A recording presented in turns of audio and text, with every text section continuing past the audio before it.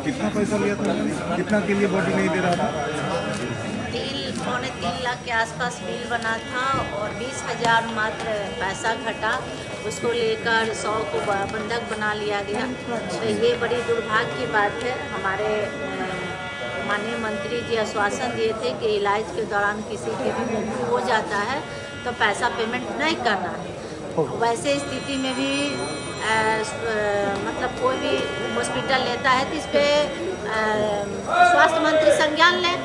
अगर पैसा लिया है तो वापस दे। अगर झूठा आश्वासन दिए तो झारखंड के जनता को बोले कि हम झूठा आश्वासन दिए हैं।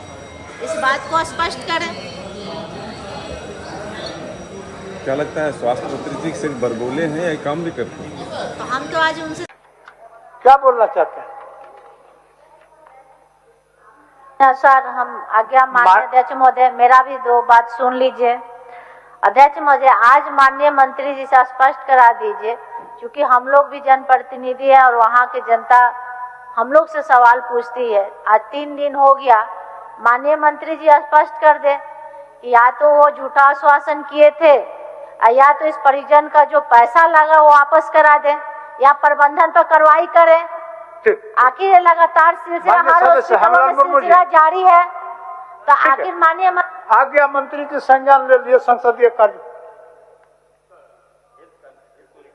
बोलिए सर। ये बात सही है सर, इस राज्य में सरकार ने जितने भी प्राइवेट हॉस्पिटल है महोदय, जो भी पेशेंट एडमिट होता है एज ए सुप्रीम कोर्ट का जो गाइडलाइन था महोदय, उसके तहत हमने सभी प्राइवेट हॉस्पिटल को निर्देश दिया है कि जो पेशेंट एडमिट के दौरान अगर जिसका निधन हो जाए उसका बॉडी को रिलीज कर ले। तो महोदय इस दिशा में कार्रवाई भी हो रही है महोदय। और मैंने कहा कि अगर कई लोग हमारे पास आए थे, हॉस्पिटल के कई जो ऑनर लोग आए थे, उन्होंने कहा कि सर इलाज के क्रम में मान लीजिए 4 लाख बिल हो गया, 5 लाख बिल हो गया, तो सर हम उसको कैसे रिलीज करेंगे?